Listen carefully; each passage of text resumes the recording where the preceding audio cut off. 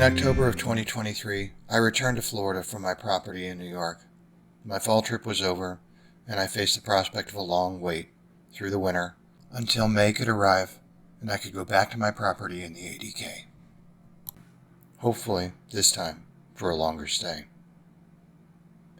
While I waited, I tried to figure out what I could do to keep myself focused. While there is a lot of work to do around here on the place in Florida, I do like to work towards being back at my place in the woods. While walking the dog one day, I found along the road a pair of discarded chairs. These are folding chairs. They appear to be made out of oak, and it looks like they were worse for wear. The varnish had worn down from what looked like years of being left outside in the elements. In Florida, the sun, the rain, the abusive heat can damage a wood finish quickly. But even though they were in a little rough shape, they were still pretty functional. The wood was strong, the pivot points and hinges still worked, and I thought with a little bit of elbow grease, I could bring them back to life. The first step in the process was to give them a thorough cleaning. There were what appeared to be years of stains and mold on the outside of the chairs. Mold is pretty common in Florida because it's so humid, and so any place where water can rest will eventually sprout mold. So good cleaning was in order, and to do that, I started by scrubbing them down with bleach, hot water, and a rag.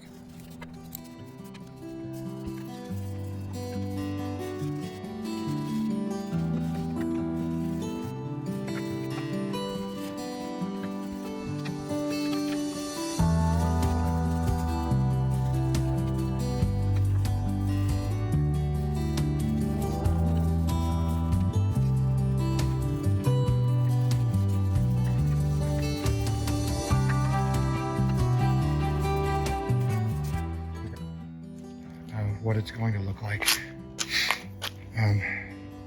Most of the grime, if you remember, and I'll try and put a link in the up corner of a screenshot beforehand. Most of the grime is done. It didn't look like I was doing a lot, but if you look at the water, it is filthy. So there's a lot of just dust and dirt on these, as well as mold.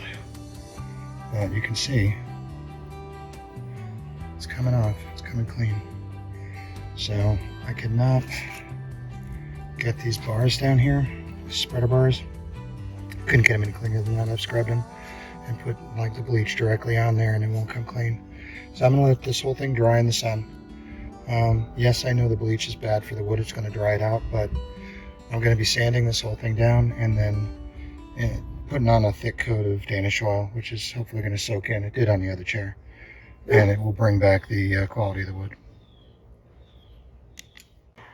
You can already see how much cleaner this looks. The stains are gone from the bottom of the legs. Even the spreader bars that were not really looking like they were coming clean, I cleaned up a little bit, but there's still, I don't know if you can see this, but there's still a roughness to this, which I think is the old varnish. So I'm going to sand this down with 60 and then with probably 120 grit, and we'll call it a day. So once again, you guys are probably sick of hearing this, but this is the Extract sanding pads from 3M, these Cubitron 2. And I found I ordered some 6-inch discs. I don't have a 6-inch sander, I have 5-inch sanders. And I didn't honestly at the time know they were on such a good sale that I just ordered these and some 5 inches. But what I found is I can actually reuse these as sanding pads for this old Makita sander. I just have to fold up the edges a little bit. And the advantage is it's a little bit oversized, so it will actually fold around the edge of the sanding pad and let me get into little tight corners and stuff like that. So I'm going to attach this and I'll be back.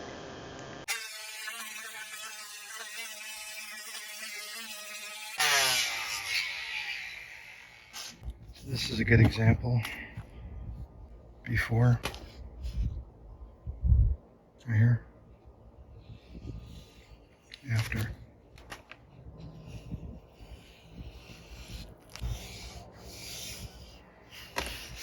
I think this is going to clean up really nice. You can see the legs down here where they had these little mold spots all over them.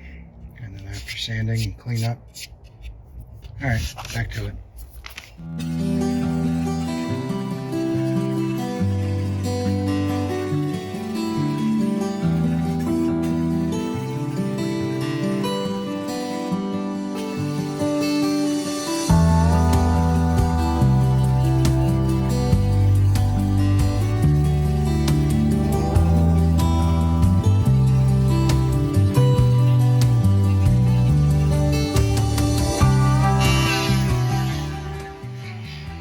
After sanding down the chairs, I needed to remove all of the sanding debris and dust and get the wood back to a clean state so that it was ready to receive the finish. For this set of chairs, I'm using some Danish oil. I had it in the garage. I like the look of it. It combines like a finish and an oil.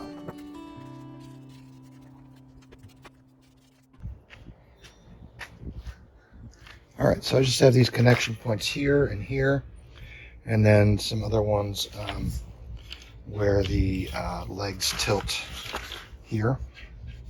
So I'm just going to apply some 3-in-1 oil. I used to call it, I call it 3-in-1 oil. It's essentially the same as 3-in-1 oil, but it's a lubricating oil you put on hinges and stuff like that. I'm going to be using these clever rags, which are old pairs of underwear, just to get rid of them. Reuse, recycle, right? Once the hardware is all oiled up and freely working, I'm going to put some Danish oil on the entire thing, Danish oil finish. That should bring out the grain, and I suspect I'm going to have to put a couple of coats of this on, and then once it's fully soaked in and it doesn't continue to dry out, I'll cover the entire thing with paste wax, just a min wax, and that should preserve the oil inside the wood. And give it a nice slick finish. So let's get started. A lot of this, I just put a small amount on here, and I'm trying to clean any excess off. I don't want anything down into the wood staying there.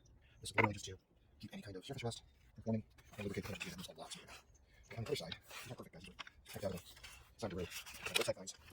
But we should be able to lubricate on this side as well. Clean that up a little bit, which is the end of the world. I'll finish on this anyway, so I'm going to go back to one. But I really wanted, but it works. Alright, and that's it for the hinges. And then it's a good idea when you're doing this to kind of work it a couple of times to make sure it's all worked on inside. And that's good. Alright, so now we can cap this because I will inevitably tip it over. And this is a medium walnut Danish oil. I was going to put just boiled linseed oil on until I realized I don't have any boiled linseed oil. So we're going to go with this finish.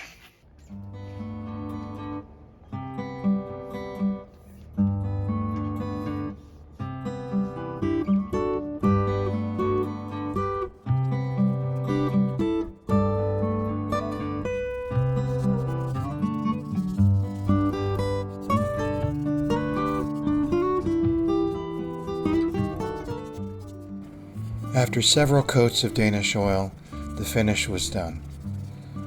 But there's still work to do on these chairs. The actuator mechanisms, the hinges, essentially, that open and close the chairs, had plastic spacers that had deteriorated, most of which were gone. One chair still had it in place, which gave me a pattern. So I had to fix those. And after that, I needed to add a coat of wax to the chairs to provide a long-lasting hard coat that will stand up to water. As you can see on this chair, there's a rivet that goes through, and that's the actuator for this tilting mechanism. But there's a little plastic spacer that sits between the piece of wood and the piece of metal, and that helps to keep this connection firm, but then it also acts as a slider. And over here, we don't have one. So we've got a little bit of a gap there. as you can see. Now I want to take the rivets apart. I have a plan. There you have it, 3 crude but hopefully effective little plastic washers. This was the first one I did that did not come out so great. These ones are close enough. They're cut from a piece of scrap plastic that I had kicking around my garage. So, got a hole saw, drilled a hole in, used the hole saw to cut it out. They were super rough. You can see, I don't know if you can see, the edges were melted. So, cleaned them up with some sandpaper, and now I just have to split them. And I should be able to slide those around the rivets to tighten the chair up and give it something to slide on. Okay, I was able to cut some small slices out of the, I slotted it, like I cut across it to make a slot, but I could not get it on there. But by cutting a small wedge out, and you can see next to my finger how tiny that wedge is, that allowed me to open it up just enough that I could get it down in there. Now this chair has been coated with 2 coats of oil, but it has not gotten a coat of wax yet. But you can see that they're staying in there no problem, and that gives me the spacer that I need to keep that out, which is nice. So I am just finishing up this wax coat on the outside of the chair. And sometimes you get, when you put paste wax on, you get these dry areas. See how that's white right there? And I think it's where, sorry for the camera work, I'm trying to do this while actually working. I think it's where the paste wax is either slightly thicker or it's not burnished. Like you almost have to burnish it with a piece of cloth to get that dark finish. But one trick that I found is, I use this for my artwork, for taking bubbles out of thick acrylic, but or a varnish. But it's also great for this. So I'll use this area down here. You can see right here where it's lighter. And if you just run this across the surface, you see how that darkens up? So it melts the wax slightly and gets down into all those tight little corners where maybe you can't, try not to start your chair on fire, or maybe you can't get a cloth, really easily. So it's just literally melting off the top layer of wax, and then I'm going to go back and burnish it again now that it's softer and thinned out. And now you can see, now you get a much nicer, cleaner finish. So just a little trick I thought you guys might be able to use. From a roadside find of abused, disregarded furniture that most people wouldn't glance twice at, to a finished product, this was a couple weekends worth of work. I had the materials, I had the chairs, I had the knowledge. It just took the willingness to go and make it happen. So after cleaning, sanding, wiping down with mineral oil, applying several coats of Danish oil finish with sanding in between, adding spacers to the chairs to make the hinges work as they should and not scrape against the sides of the wood, and then a final coat of wax over the top to provide a dull sheen and waterproofing, the chairs were done. These chairs are lightweight and sturdy. They fold up small, will travel nicely with me up north, and will service me well in my tent so that myself and a guest have someplace to sit. And it didn't cost me anything but a little bit of time and the perseverance to know I could get it done. I hope this has inspired you to take on your own upcycling project, and I hope to see you back in the 80K. Thanks for watching.